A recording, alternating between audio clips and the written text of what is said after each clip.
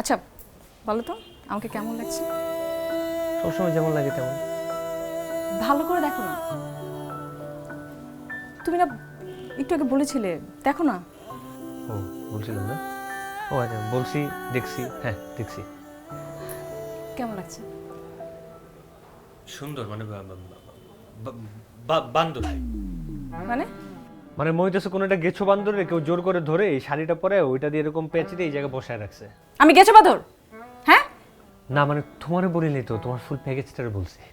আমি আর আমার প্যাকেজটা কি আলাদা? এই তুমি না অনেক ম্যানারওয়ালা ছেলে, হ্যাঁ তুমি না খুব ম্যানার জানো। তো একটা সুন্দর বিউটিফুল স্ট্যান্ডিং মেয়েকে কিভাবে কমপ্লিমেন্ট দিতে হয় এটা শেখো না নাকি কি তোমাকে শেখায় না? হ্যাঁ হ্যাঁ, মেয়ে মেয়ে মেয়ে আসলো কোথেকে আমার রুমে? মেয়ে কোথায়? কেন আমি নিজে। ও তুমি তোমার কথা বলতেছো, আমি তো ভাবছি অন্য কিছু। কি ভেবেছো শুনি? ওইসব শুনে তোমার কোনো কাজ নেই।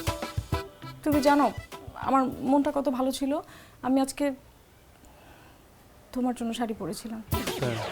তা আমি কি তোমরা বলছি তুমি আমার জন্য শাড়ি পরো? নাকি আমি তোমার বলছি যে শাড়ি পরাওয়ালা মেয়ে আমার খুব পছন্দ, আমার খুব ভালো লাগে, কোনো কিছু পছন্দ হলে সেটা তুমি নিজেই পরবো। খুব, তাই না? খুব পছন্দ তোমার, নাও খুলে দিই, পরো পরো শাড়িটা পরো। না না না, থাক থাক, তোমার কাছে রেখে দাও। আমি অন্যজনের ইউজ করার জামা কাপড় পরি না। তাছাড়া এই শাড়ি পরে তো তোমার এই বাদুরের মতো লাগতেছে, আমি আর কেন বলবো? কিচ্ছু করতে হবে না তোমার, কিচ্ছু করতে হবে না, শোনো না, শুনতে হবে না।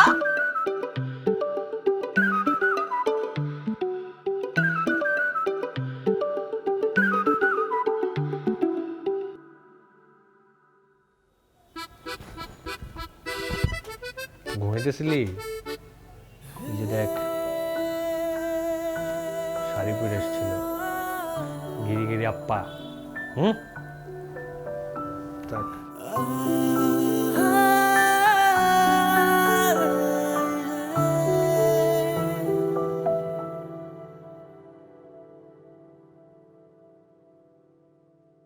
দেখছো দুপুর গড়ায় গেছে অথচ কুয়াশা এখনো কাটে নাই। কি পরিমাণ কুয়াশা পড়ছে! আরে রাখো তোমার কুয়াশা, বুঝতেছো কিছু? কি হয়েছে বলো তো? এই যে তোমার ভাই আর আমার বোন, ওরা আবার কি করছে? নতুন করে নিশ্চয়ই ঝগড়া বাঁধাইছে।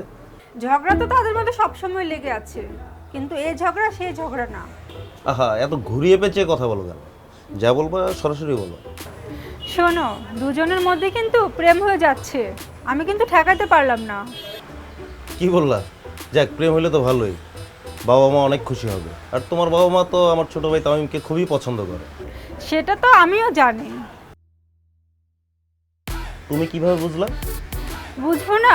কাল রাতে আমার টম্বই বোন শাড়ি পরে তামিমের ঘরে দুধ নিয়ে গেল, এবার বুঝো কি একটা অবস্থা। তুমি তো তাহলে দেখা যাচ্ছে ওদের পেছনে ভালো স্পাইক্রি করতেছো। আরে না, সেটা না, আমি তো খেয়াল রাখছিলাম যেন তাদের মধ্যে ঝগড়া না হয়, কিন্তু দুজনের মধ্যে যে প্রেম হয়ে যাবে এটা তো বুঝতে পারিনি, কারণ তারা দুজন তো দুই টাইপের। যাক, ঝগড়া বাঁধলে তো ভালোই। শোনো, তুমি ওদেরকে একটু স্পেস দিও, একটু একা একা থাকতে দিও। সারাক্ষণ এই সামনাসামনি না ঘোরাঘুরি করো না। ওরা ছোট মানুষ, লজ্জা পায় না? তুমি তো বড় বোন, বিষয়টা একটু বোঝো। তা না হয় দিলাম, কিন্তু বেশি স্পেস দেওয়া যাবে না, বাবা মা আসা আগ পর্যন্ত ওদেরকে চোখে চোখে রাখতে হবে। আচ্ছা ঠিক আছে, বাবা মা আসলে চোখে চোখে রাখো, কিন্তু তারপরে যতটুকু পারো একটু স্পেস দিও। ওরা দুজন দুজনকে বুঝবে, চিনবে, এটা দরকার। কথা বোঝো না? আচ্ছা ঠিক আছে।